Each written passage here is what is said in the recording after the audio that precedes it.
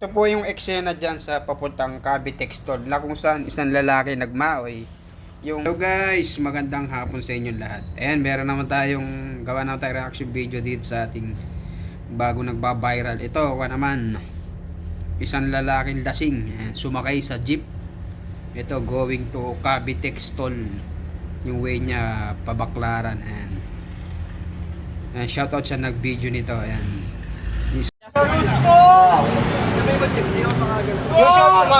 Sir. Sir.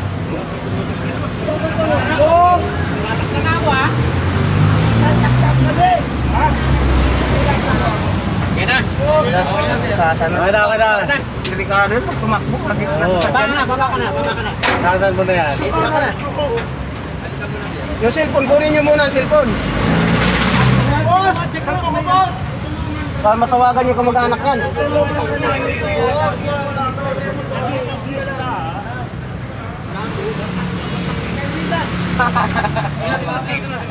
Lumatak.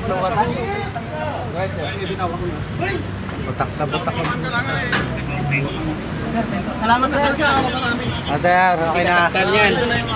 Salvage na yan.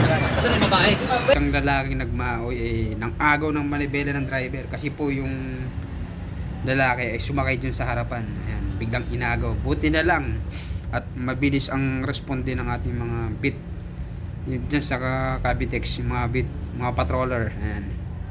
Shoutout sa mabilis sa pag-aksyon.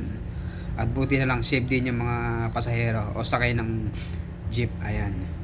Kaya po paalala muli sa mga driver o konduktor, kung magsasakay po tayo ng mga pasahero na nakainom ay huwag nating ipwesto dyan sa malapit sa manibela ng driver. Hanggat maaari ay iwasan nga natin magsakay ng nakainom o nagmamawi. Ayan po. Yan po lagi natin tandaan.